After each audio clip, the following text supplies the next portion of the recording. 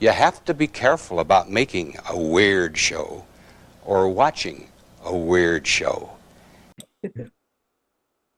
Hello, this is Greg Smalley on Pod 366, a Weird Movies podcast. Joined this week, as I often am, by the affable Giles Edwards. Hello, everybody. And by our special guests, the Heikkinens, Veleda and Tatu Heikkinen.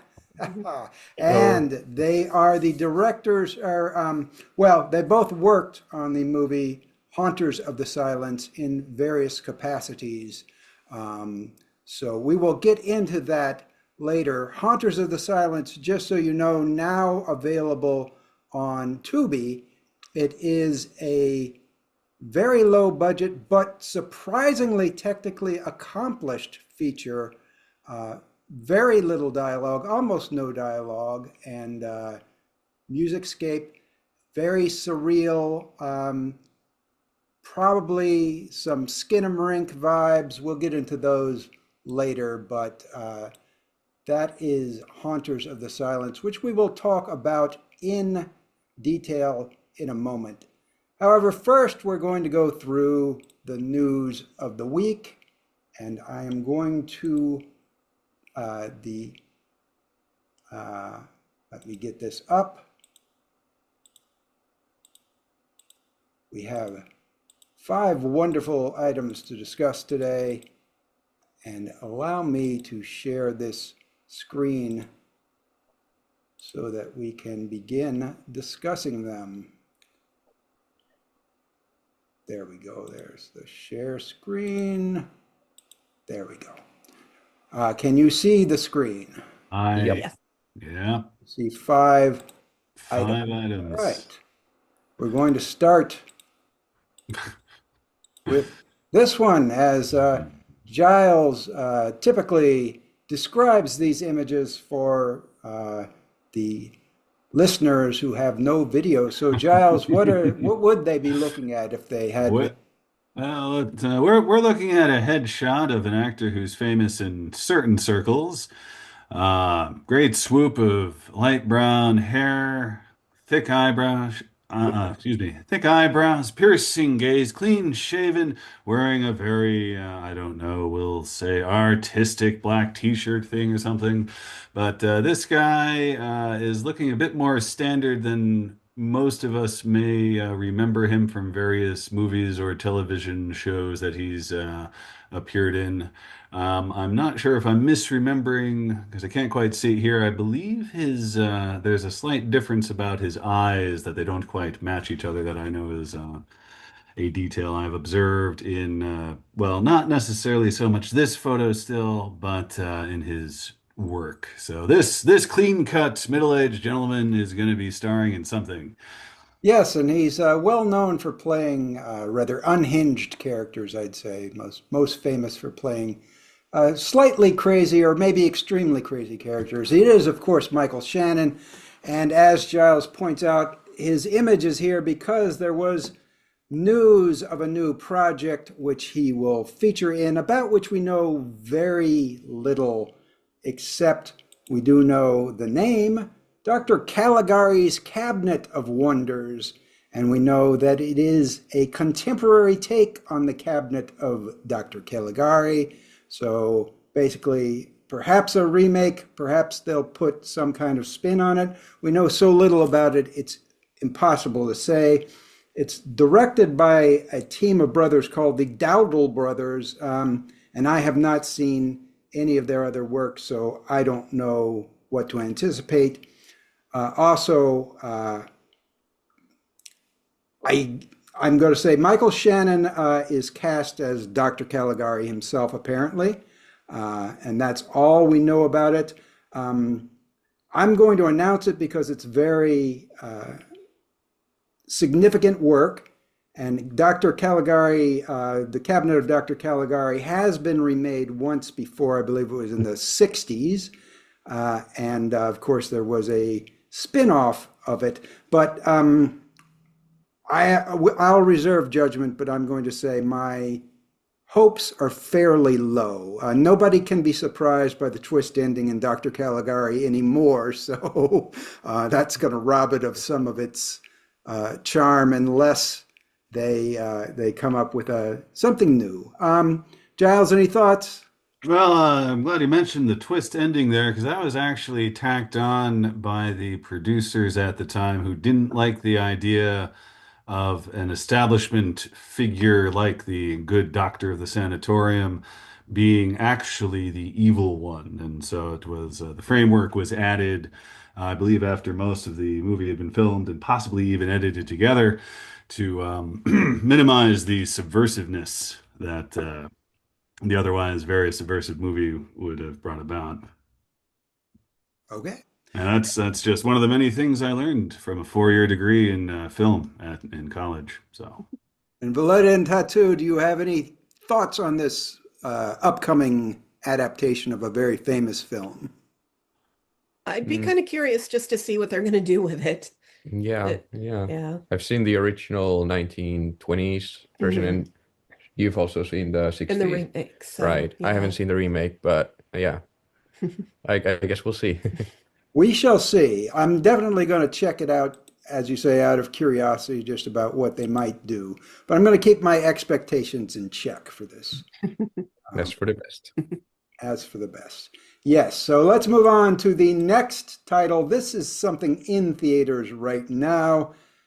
Giles, would you describe this still? You don't have to describe every individual are you little. sure? I mean, we can make time, right? There's only what, 3 dozen different individual things to describe aside from the other stuff. All right, this is sort of high three-quarter angle view, capturing what I'm gonna guess is most of the floor of a kind of boring looking room, although the fusion of coral beige pink is a bit interesting. Anyhow, we see this floor. There's a mattress on the floor, a couple pillows on the mattress. There is a woman draped over the end of the bed with her hip resting on the floor since there's no bed frame there. She is looking not altogether pleased, perhaps dreamy, maybe a little distressed. Kind of bohemian outfit with skirt, various interlocking top parts of the garments, and some stockings that go just below the knee.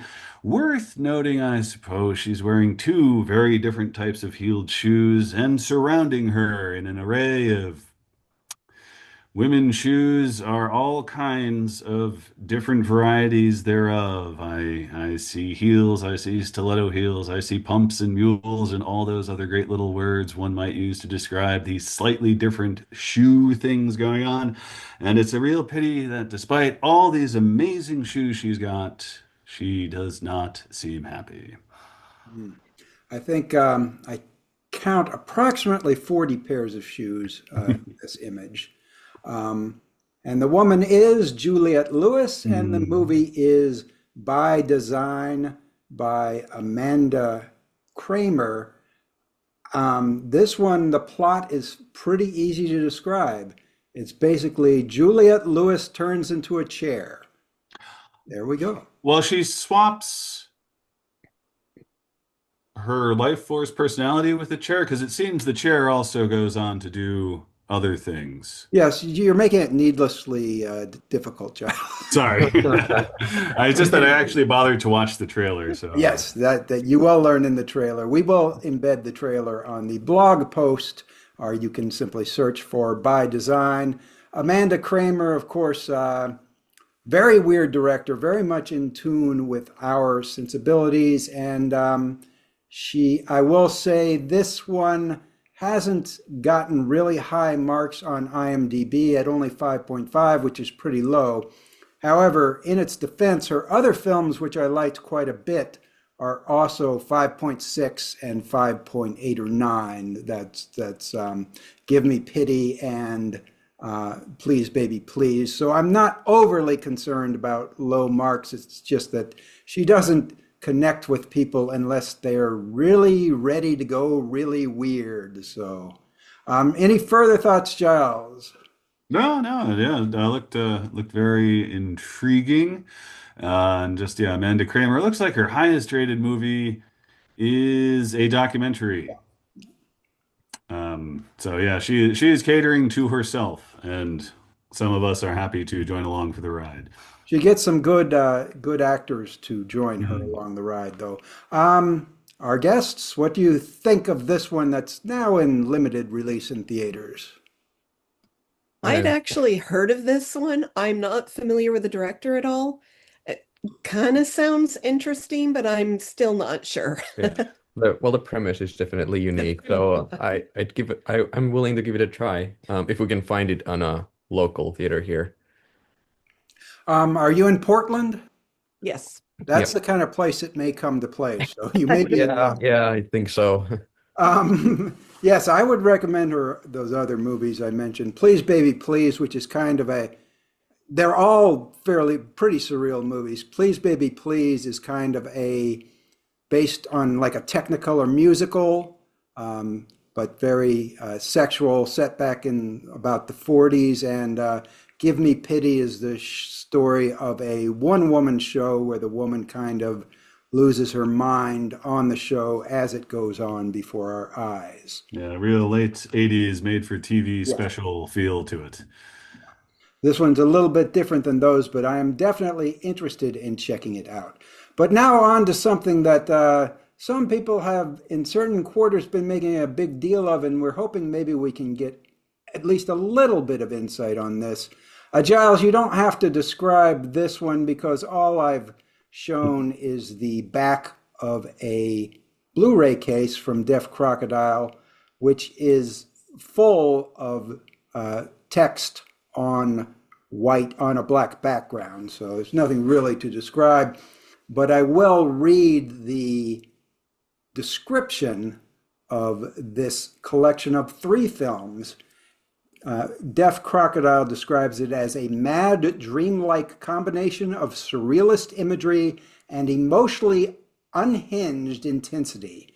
The film's a Finnish director, and I'm going to probably mispronounce this, but I'm going to say Teuvo Tulio, are melodramas untethered from any sense of naturalism or narrative logic or often good taste, operating in the same glorious hallucinatory space as the subversive Brechtian melodramas of Douglas Sirk and R.W. Fassbinder. So that is quite a pitch to me. It's like they wrote that specifically for me to get me interested in it. Greg, buy our Blu-ray. It is the three movies, two are from 1946.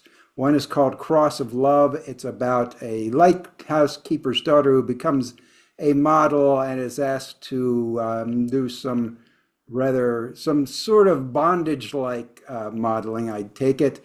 Another melodrama called Restless Blood, also from 1946. Both of those are black and white. That one's, I think, about a love triangle. I'm not sure. And the third one is called Sensuela. It's made in 1973. It's his final film. It's his only one in color.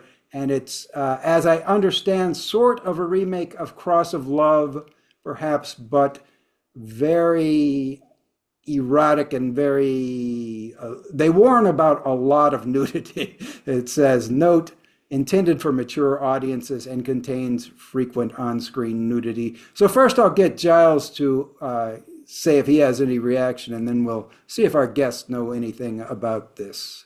They all looked alternately disturbing and fun romp kind of things. The second one, Restless Blood, definitely had a lot of hyper noir, or shall we say post-German expressionism vibes about it, with the main character being well, it looks like ultimately a vengeance-bent blind wife.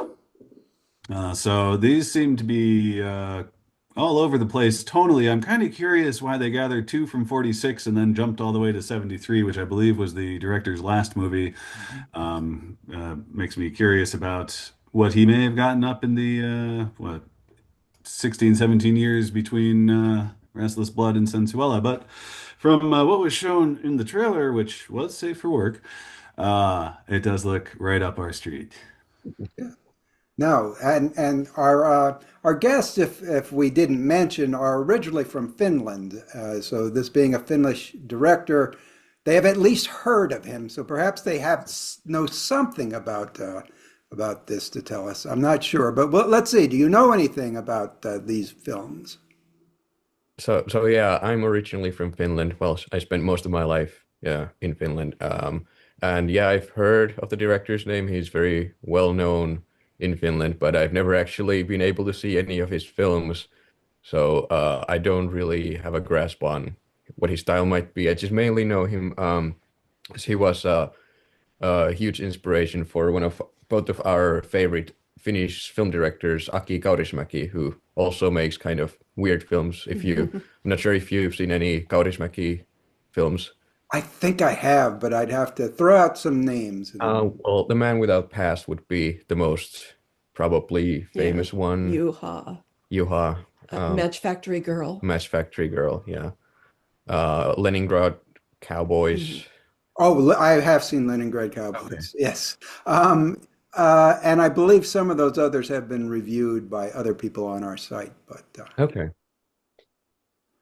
so, not a lot, but those are very intriguing titles. Particularly, I think the last one sounds Yeah. the most surreal. But it's probably good to watch the first two just to get a sense of how it changes. So, and Deaf Crocodile is kind of making a big deal about this release, probably because, as you say, the director's films have been hard to find.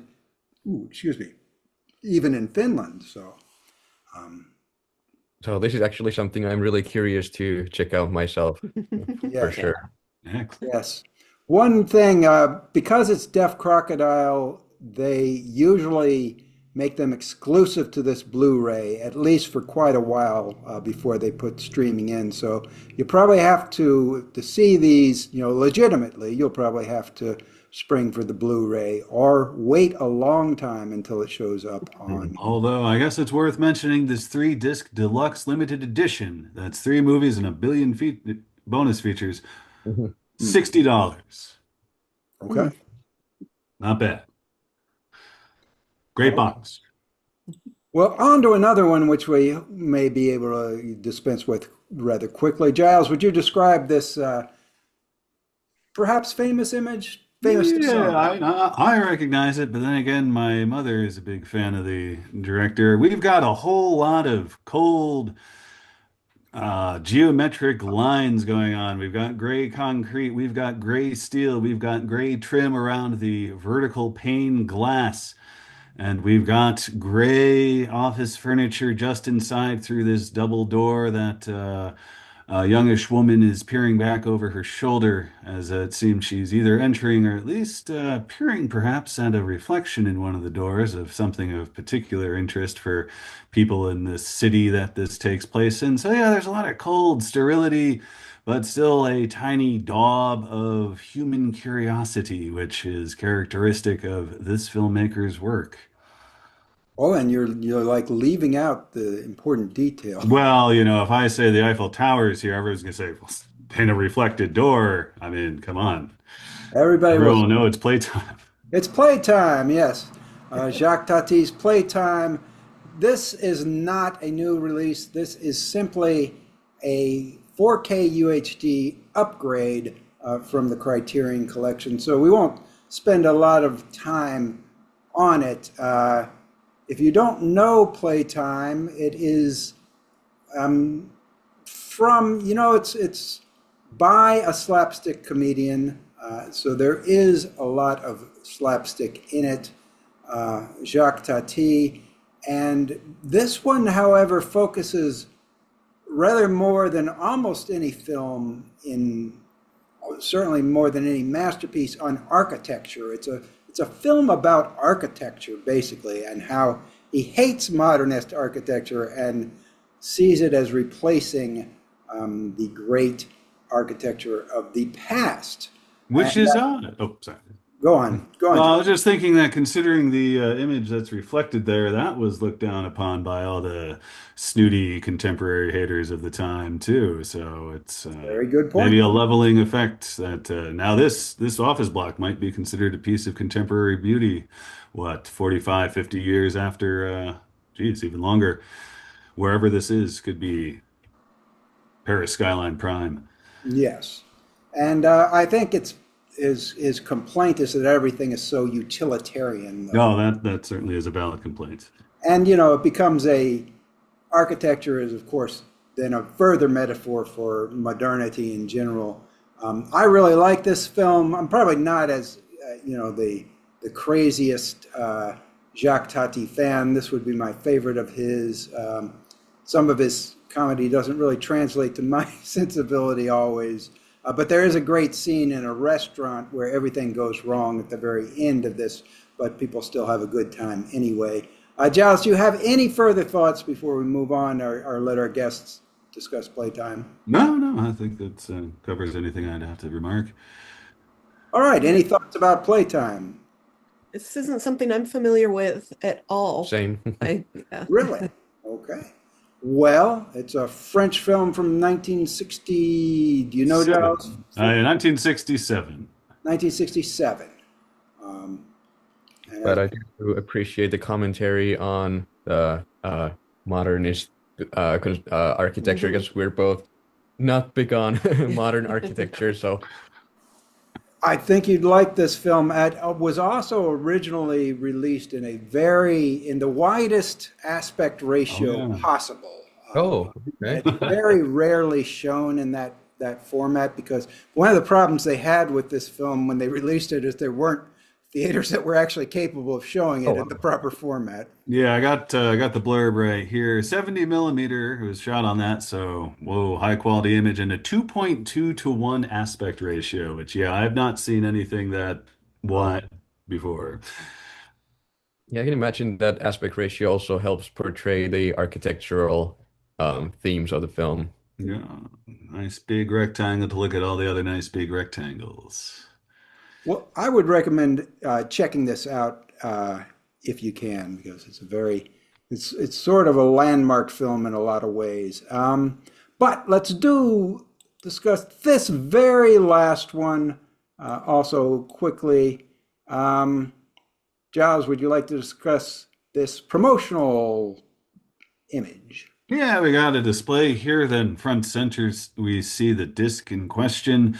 It's done up with the title in bold black, but the image makes use of the shape of the actual format, in that this Blu-ray is fashioned like an eyeball, with the center aperture being the pupil.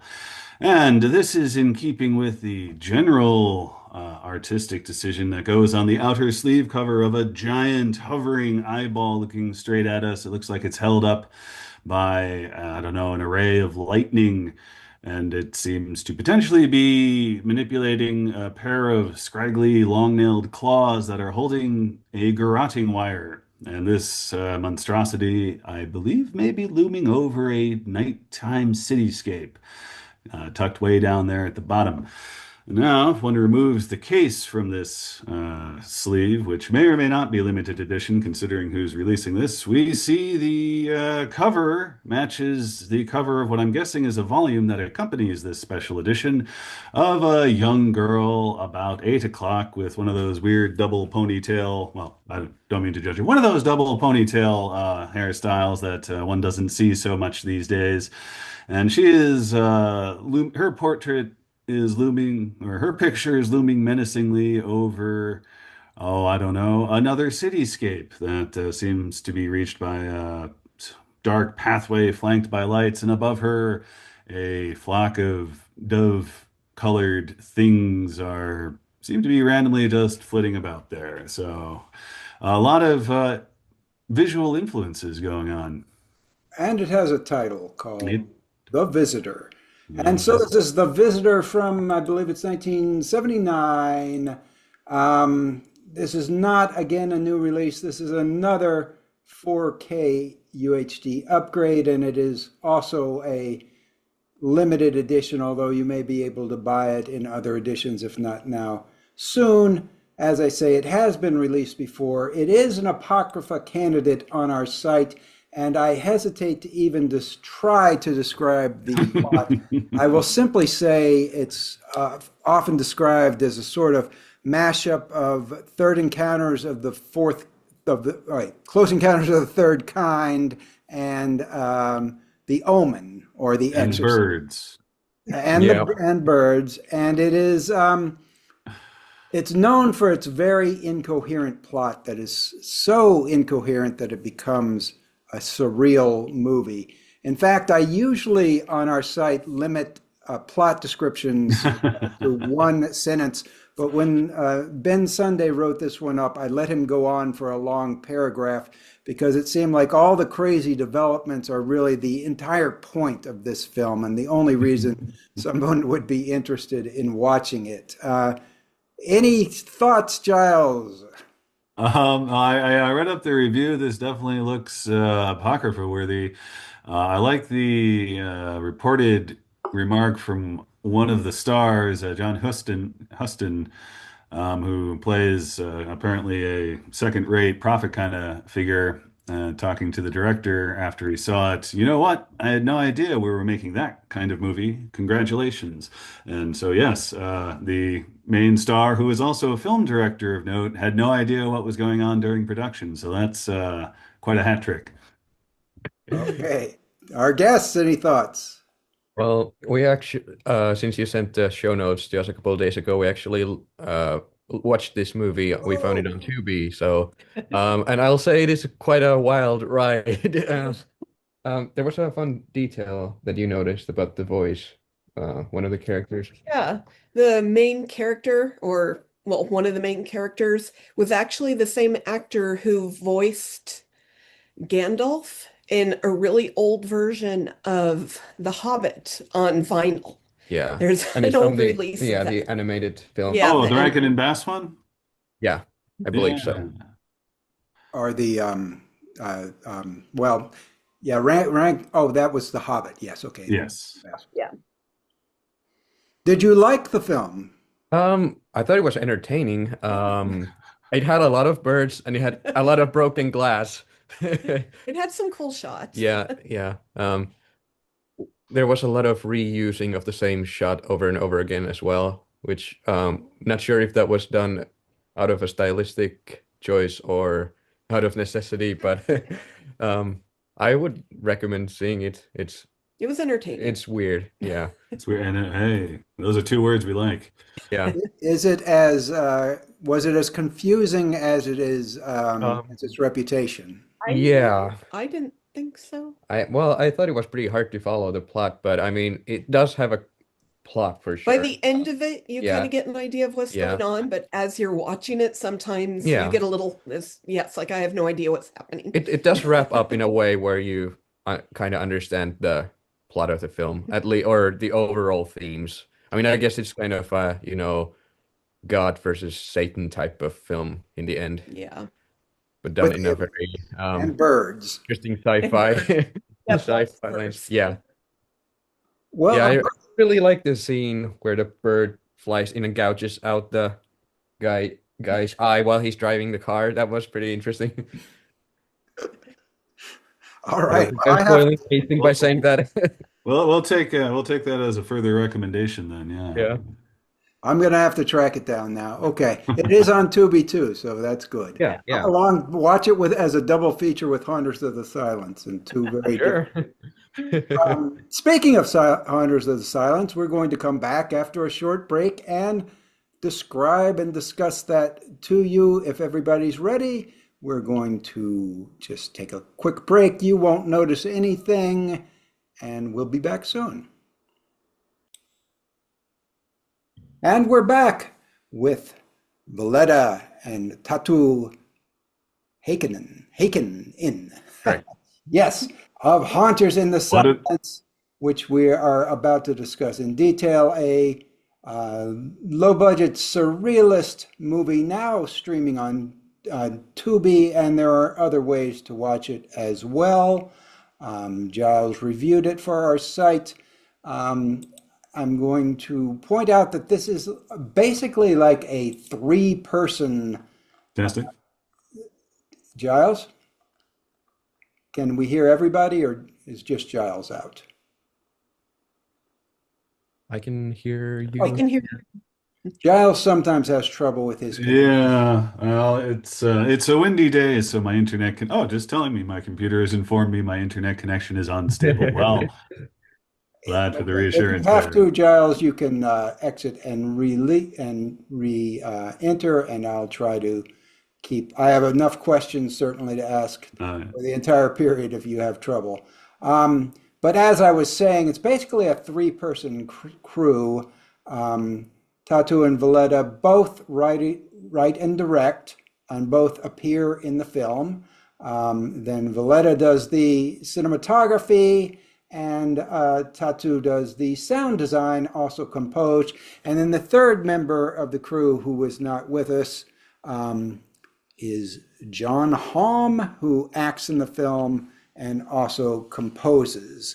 And I'm sure there were other people working on it as well, but it seems like between the two of you, you probably did about 90% of the work. And when you Mhm. add John in, it's probably 95%. Yeah. So, That sounds um, right, yeah. so the first thing I think that I will ask is I'll just start with the title. The title comes from a poem by Madison Julius Cawein, who I just learned researching this is actually from my hometown of Louisville, Oh, Kentucky. Oh, So wow. that's a fun coincidence. yeah, I can go see his gravesite at Cave Hill Cemetery anytime I want. So, but I'm wondering how was the poem selected as the title of the film? How does it inform the film? Well, I read a lot of poetry. Usually, well, I'm a musician as well. Usually, I use poetry, especially older poetry, as inspiration for writing songs. But we had just come up with this idea of starting to make a movie, and this specific poem just stood out to me as fitting of the theme of sleep paralysis and nightmares in general. And yeah, it was just, and the title of the poem was perfect for a movie. So it just, and it kind of, the poem kind of set the tone we wanted for the film, kind of the pacing of it and atmosphere. Mhm. Yeah. Okay. I should mention plot of this film is it's going to be very abstract. So I think we're just going to give the little outline, as you said, sleep paralysis. The main character, who is Tatu, um, is has lost his wife and is grieving and is taking sleeping pills, which may or may not have something to do with the nightmare that he undergoes during the night that follows. And I believe we have been rejoined by Giles. Giles, can you hear hello, us? I can hear you. Giles, since you were gone, I merely asked about the poem that supplies the title of the movie. And I will say the poem, when I first heard it, I really thought it was Poe. It's got a very Poe quality to it, but Yeah. it's Yeah. not Poe. It is my hometown guy, Madison Cawein. So that's all we discussed, Giles. Giles, do you have a question that you would like to ask?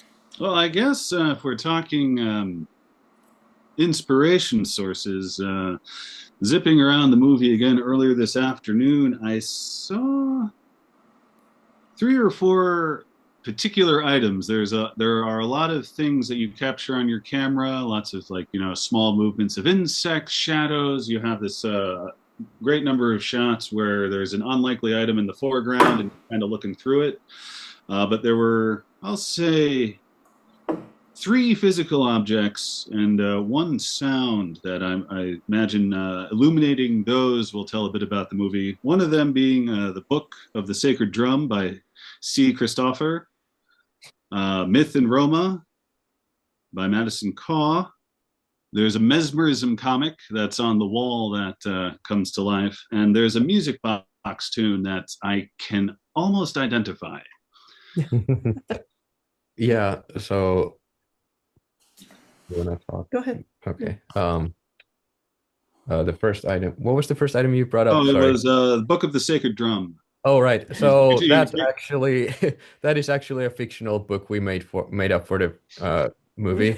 Yeah. Which I guess might be confusing since there's also real literature in the movie featured, but I also kind of wanted to tie in this kind of, well, dream logic is kind of the whole driving force of the film, and sometimes, you manifest things in the dreams that don't really exist, and they play a major role in those films. So this book is just something that only exists in the universe of the film.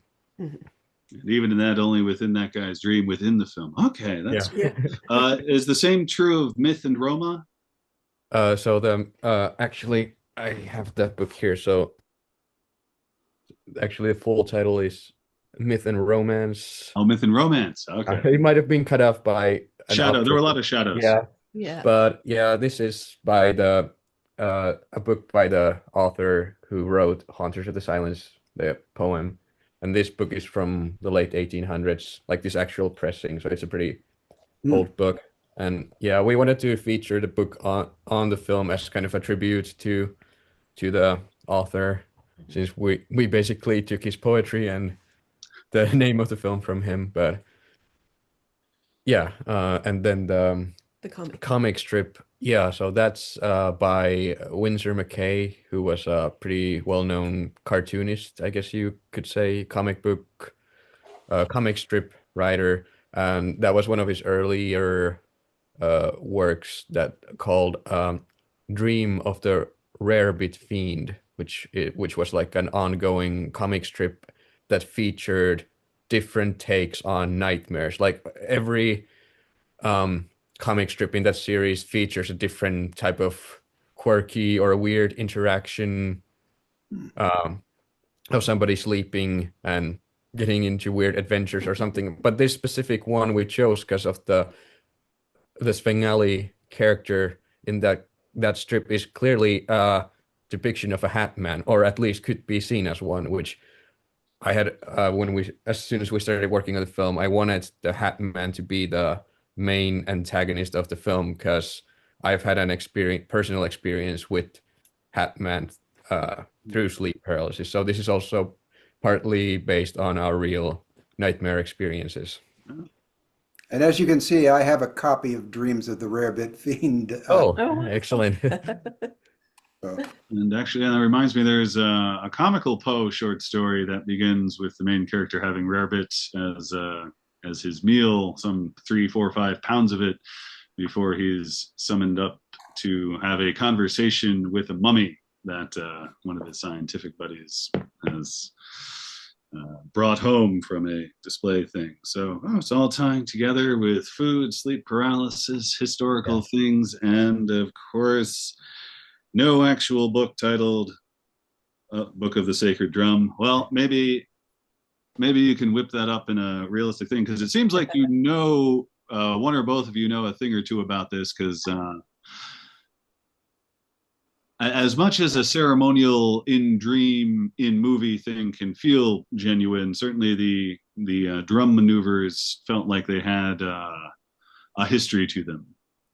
Yeah, Yeah. we're both fascinated with stuff like that and have Yeah. a history of that.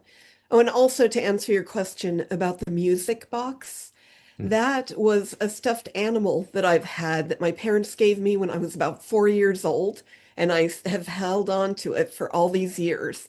And so that was, Yeah. he got his moment in the sun. Yeah. So we tried to actually look up the melody that it's playing about. I have no We idea what the couldn't melody is. find the actual tune, but I mean, it sounds so familiar, but we have, and we've played it to other people and nobody's been able to name it so far. But maybe if more people watch this movie, maybe somebody can tell us what it's called. okay. Well, since Giles mentioned Dreams of a Rarebit Fiend, and I have it, I was going to ask about the effect and how it was achieved in the movie. Of course, Dreams of a Rarebit Fiend is a public domain comic that's been around. When was it made? In the 1910s, 1920s. So it's quite old. But in the beginning of the film, you see the individual just shots of the comic, where it's about a guy who in this case, submits to mesmerism and he's hypnotized.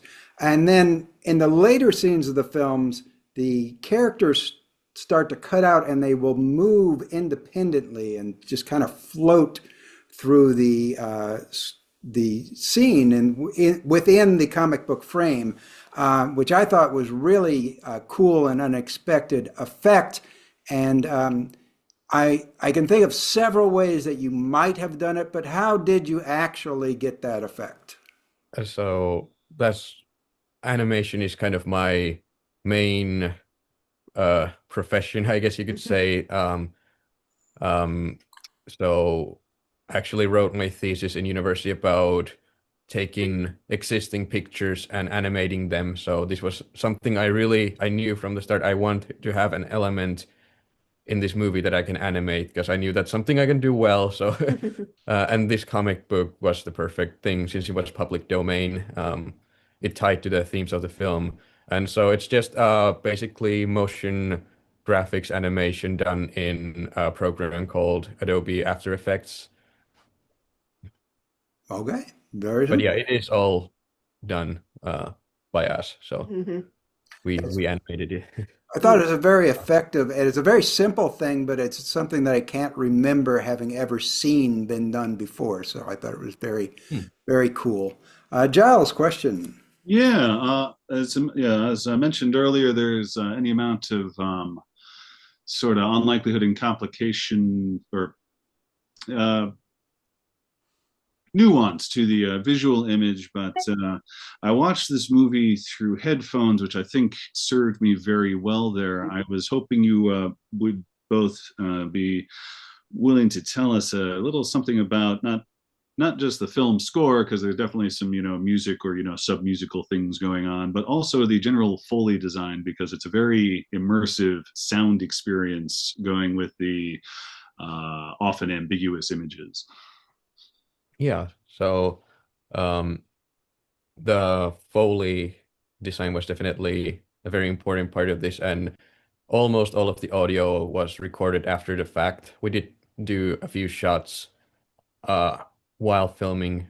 We did the sound for a few shots while filming the scene, but I'd say 90% of the movies the sound is re-recorded after the fact. And I worked at a Foley studio some years ago, so I had a pretty good idea of how to approach constructing the sound from scratch, basically. And yeah, we wanted to have that very, you know, striking balance between the silence and the sound in the film. So the sounds mean something. There's no unnecessary sounds, hopefully, in the Yeah. movie. Um, yeah, because I've that's one of the things that we always keep hearing that with indie films, it's usually bad sound that can ruin a film. So we wanted that we really put a lot of time into the sound design Hmm. aspect of this. And it was very important to us to record a lot, like everything that you hear, Oh yeah. because we do a lot of that just for fun. We go out and get recordings Mhm. in nature and when the Yeah. refrigerator's making a strange Yeah. sound and manipulate that. So Yeah. it's So something we really enjoy. yeah, that's actually something. Every sound in the film is recorded by us. There's nothing taken from like sound libraries or anything like that. Everything's created specifically for this movie. Yeah. Okay, well, since you discussed the sound, let's segue into discussing the music. Music, all original music composed by you and John. I would say it was very good music. I would say I don't know if you deal in a lot of subgenres and go very deep into it. With a movie coming from a Finnish director, I was almost expecting to hear some heavy metal, but instead, thankfully, it wasn't because I don't like heavy metal. It was what I would call it dark ambient is Yeah. phrase I would use. So, can you just talk about the score and how it was composed and what you were going for with it? Yeah, and absolutely, dark ambient was what we were going for, and I was listening to a lot of dark ambient records as influence for the atmosphere of the movie. Yeah, it was definitely a conscious decision not to include any heavy metal music, even though we both like heavy metal, and we wanted to do something, I guess, more ethereal Yeah. sounding and something a bit more unique too, like with the ritualistic elements of the um, soundtrack. Mhm. So yeah, John is actually, well, he's probably the most well known out of us because he plays in a band called Agalloch, which has toured the world. So, but yeah, his solo project, which he does on, well, his main project now, but it's that kind of similar droning, experimental, dark ambient stuff, Like soundscape. soundscape art. So, and actually, he had originally hired me to make a music video for his solo project, which is that type of ambient music. So, and working on that music video kind of convinced me to ask him to do some soundtrack work for the film, which worked out really well. Mhm. Good. I would think, I don't know, is the soundtrack available or going to be available separately? Because I think it could be certainly. Yes. So actually, we will be having DVDs will be coming out pretty soon, and it will come with a soundtrack CD. So Oh, hey, we love those. Yeah. Giles.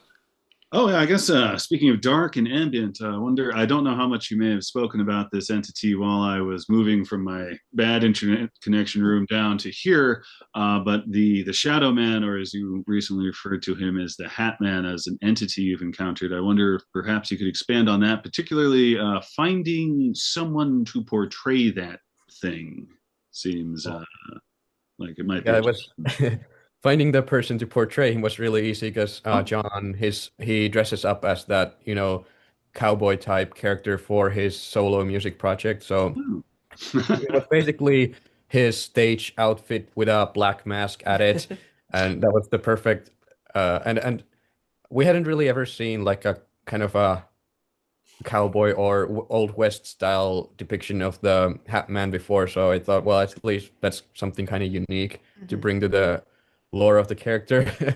And both of you have had experiences. Yeah, we both actually, yeah, so for me, I've had sleep paralysis myself. So that was my main inspiration for this. Also, my mom had a history of seeing the Hat Man, and there's a specific scene in the movie that it was inspired by John's sleep paralysis experience. So there's definitely we drew from real life, or well, Mhm. not real life, but dreams. Personal Right. experience. Who knows? Yeah.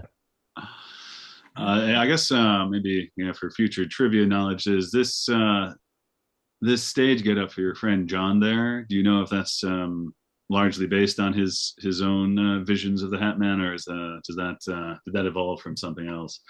Because it fits very well. Yeah.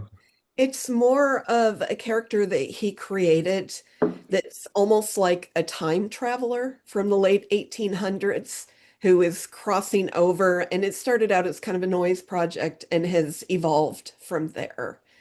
So yeah, it's kind of a mixture. Yeah.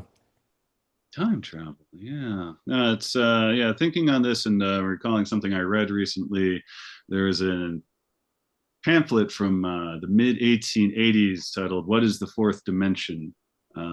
By a fellow named Hinton. That, if you're not familiar with it, the pair of you would probably lap that right up as a Yeah. conceptual Oh, exploration of what this dimension could be, and Mm. whether or not it's time and all that. But that's just by the wayside here. Um, Oh, also, just a quick note for about the Hat Man. Another resource we use as a research. There's a movie called uh, The Nightmare. It's a documentary movie about sleep paralysis that covers people's experiences with the Hat Man specifically in great detail, and that documentary movie was a big inspiration for us as well. So, since we discussed the sound so intensely, I think we should discuss the visuals as well, because as I say, I think the thing that most impressed me about this movie is the technical quality in both the sound and the cinematography. which looked very much more polished than you usually see from these kind of low budget debut features. And there, in the beginning, for example, there are shots of like rain through a windshield, and there are shots that'll be out of focus and look kind of abstract, and then you'll pull focus and you'll see what you're looking at. And as I was watching these, my thought is this movie has to have been shot by a photographer because it seems like it's got a photographic Exactly. sensibility to it. So is that correct? It is, absolutely. Yeah, I've been a photographer for decades. And so this movie was my first chance at actually trying to see how that would translate into video. I've always wanted to do it, but until I met Tatu, I didn't know anybody who could realistically help me with that. And I had no idea how to do it on my own. So yeah, you're very much seeing it through how I would shoot as a photographer, but it was also very different because for the most part, an available light photographer. So I don't use a lot of stage lighting. I do a lot of work outside. I shoot reflections through water, lots of abstract stuff. So this was trying to figure out how to make something interesting in our everyday house, which isn't something, so it was really a stretch for me to try and find interesting angles and keep my style of photography while doing something in such a confined space. So yeah, when I was allowed to do stuff outside, that was much easier for me. But All Yeah, I right. guess this segues itself nicely into there's a wonderful stop motion sculpture montage, and possibly more than one, but one that sticks in my memory involving a great number of bones coming together, growing and forming. Maybe I'd like to hear a little more about that process and the inspiration, because that goes on for a bit and does this great kaleidoscopic kind of feel to it, I'd say. yeah, that was definitely a nod to, I'm probably going to pronounce this wrong, but Jan Svankmajer Okay, from the yeah. Republic. Yeah. Yeah. And Well, and well, you have a history of yeah, actually I doing had done those. some stop motion before, and I really like doing that stuff. It's just kind of, I mean, I'm not sure if that segment has much bearing on the story. It's more of a symbolic meaning, like a lot of the film. But yeah, we just wanted to do something that's visually Yeah. intriguing to look at. And were those your own bones that you'd collected there? You gotta. Yeah, Some were ours and some were John's. Yeah. yeah, Oh, we okay. So you borrowed. our Okay. bone collection together Yeah. for the. Hopefully, he got all his toys back Yeah. after. We didn't really need many props at all. The only Yeah, props that we had to buy were like my wedding dress and veil and the telephone. But most of the other stuff you see is just our normal house yeah. and things we have here. And I've collected a lot of natural history museum type things. So Hmm. I do have a lot of skulls and like the goat skull and stuff like that. That's just things that were already here. Of course, of course. I imagine then that the little the birthday photograph, is that somewhere Oh, yeah. Yeah, in yeah. there?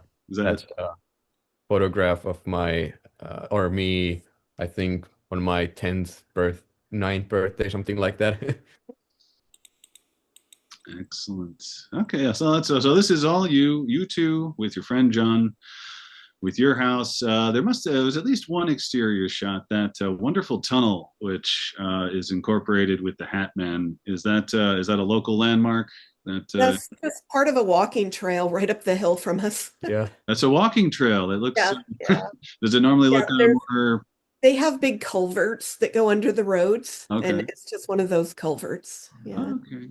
Yeah, I can't imagine walking through there unless I had to, but I'm sure under daylight it might be. Actually, yeah, it's a really nice, it kind of attaches a park-like area with some apartments. Oh, okay.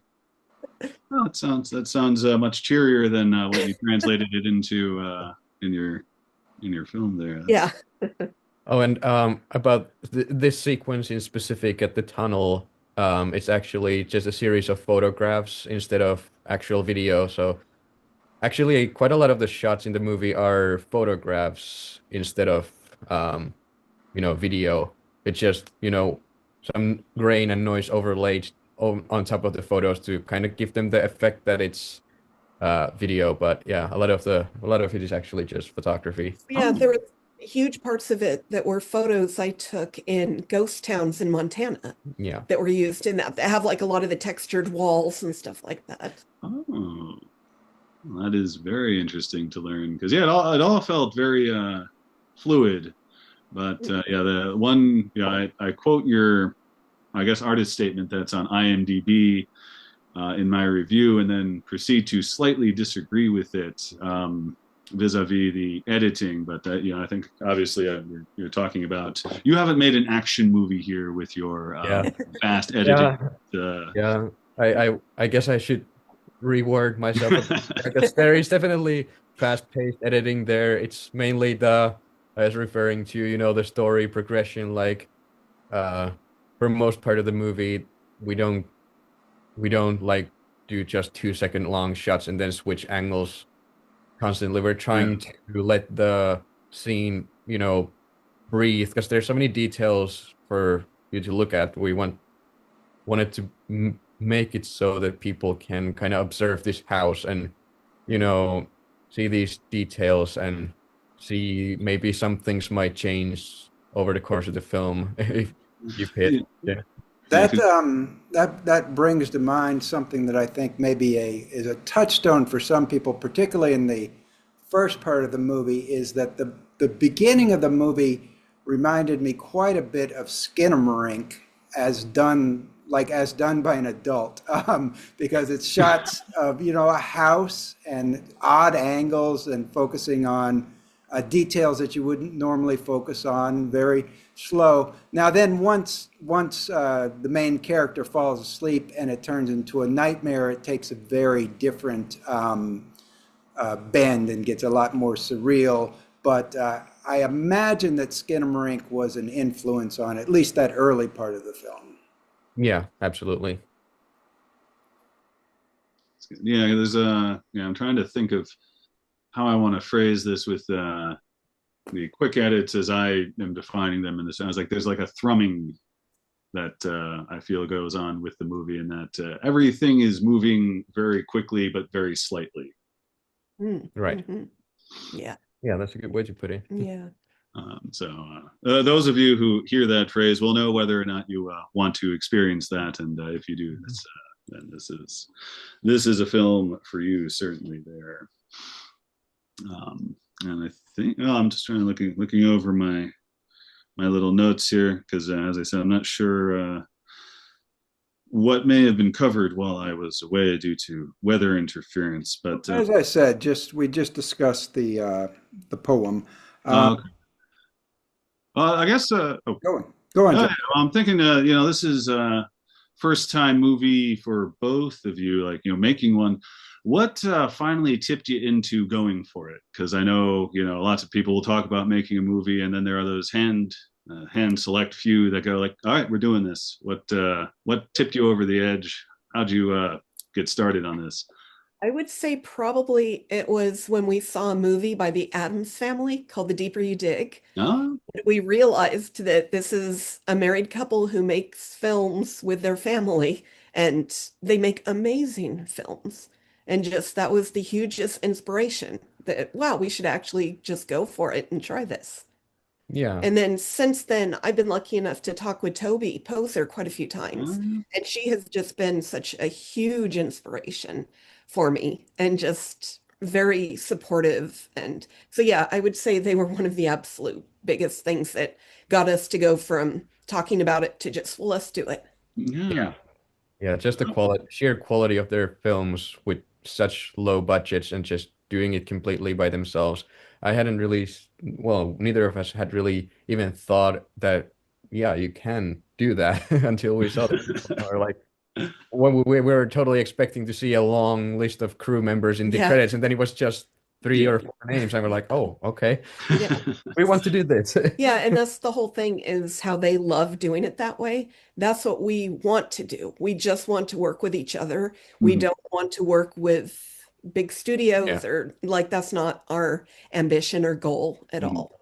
Yeah. In fact, our ambition is to go even smaller, so we'll even more crew members down for the next film. Oh, that's interesting. Okay, because yeah, I actually know that family kind of well. Oh.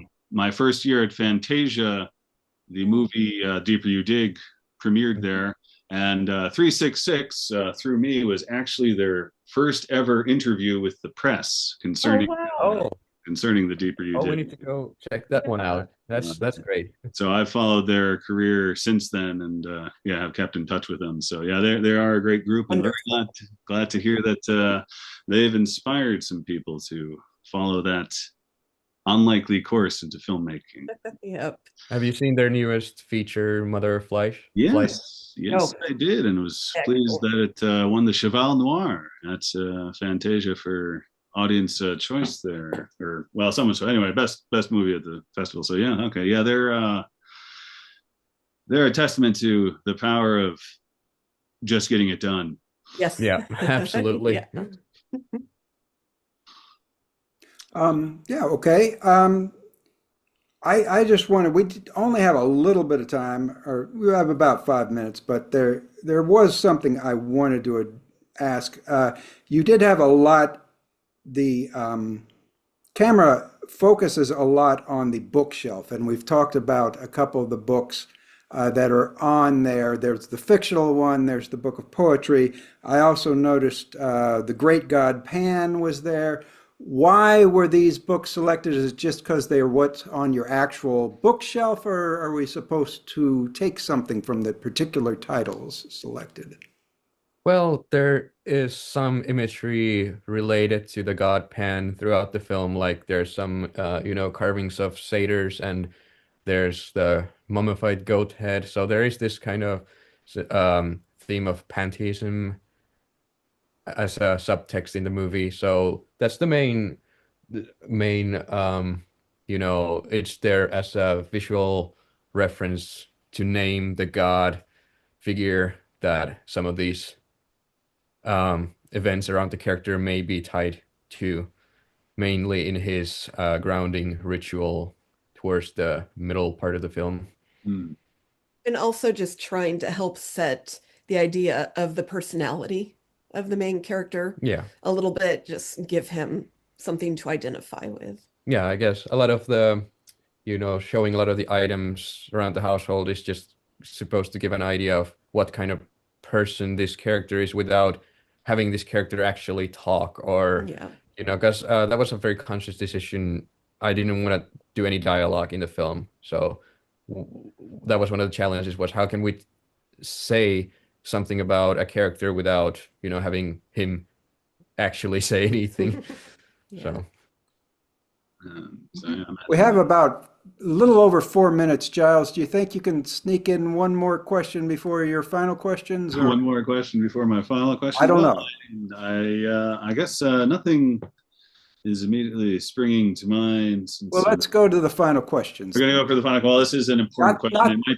Yeah, the penultimate question first. Yeah. All right. I'll ask the penultimate question. Okay. It seems a little stymied. We always want to ask what's coming up next. What are you working on currently, or what do you have planned? Oh, yeah. So we've already started filming our next feature film. It's currently on hold because it takes place in autumn, and it's mainly takes place outside this time. So we're waiting for next fall to continue filming. But yeah, it'll be another spiritual film that mainly takes place outside. Yeah, and I'm excited for that because that's usually where I do my photography. So I get to really do the types of shots that I would like to do. And I'm more of a fan of like Bellatar and Tarkovsky. So there'll be a lot more of the long sweeping things like that. Excellent. Yeah, I always forget that penultimate question, Greg. Thanks for stepping up there, because I like this final question that we like to ask everyone who sits down to chat with us. What's your hometown, and can you recommend a restaurant there? Well, for me, my hometown is Prescott, Arizona, and I haven't been there in ages, so I have no idea what restaurants are left there. So I could give one to Portland, where I've lived for the last 20 years. That And sounds like would hometown. Otto and Anita's. It's a small family-owned German restaurant that's here. Nice. And they've been here for ages, absolutely love them. It's just a husband and wife and their kids and little bitty wonderful place. Wow. That's great. For me, well, I'm from a kind of a small town in Finland called Joensuu, which means the river's mouth. And unfortunately, I heard a couple of years ago my favorite restaurant was closed, but I would still recommend a pizza place called Pizza Pojat, which just means pizza boys. And they have a couple of locations there. So if anybody for some reason decides to travel to Joensuu, there's that recommendation. Check out some genuine Finnish pizza. Okay, does Finnish pizza have any toppings that we wouldn't find normally or over here? Mayonnaise. Oh, yeah, that's something we don't find. All right. Well, would you like to tell people how they can watch Haunters in the Silence in the last minute? I've mentioned Tubi. There are other ways to see it as well, and a forthcoming DVD too. So yeah. So yeah, Tubi in the United States, at least, maybe in the UK as well. I think worldwide on a streaming service called Haughm TV, as well as Relay, which is a new streaming service that was launched at the end of last year.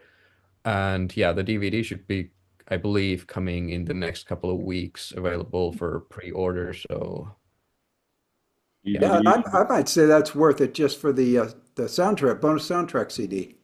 We love those bonus soundtrack CDs. But we're CD collectors, and a lot of people aren't.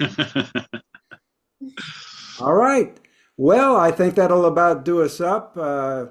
Giles, do you have anything you want to say in the less than 1 minute before we leave? Well, of course, thanking all our people who like, subscribe, leave comments, read our articles, listen to our interviews with people like Veleda and Tatu Heikkinen, and obviously spread the good word of 366, and in particular, Haunters of the Silence, which is coming now to you streaming and soon to you on digital video disc. All right. Thank you very much for being here, and thank you so much. Next week we will have Florian Freirichs of Traum Novelle Dream Story is scheduled to be on, so that's something to look forward to, and we will see you then. Bye-bye, everybody. Bye-bye. Weird. Yeah, I guess that is the word for it. Weird.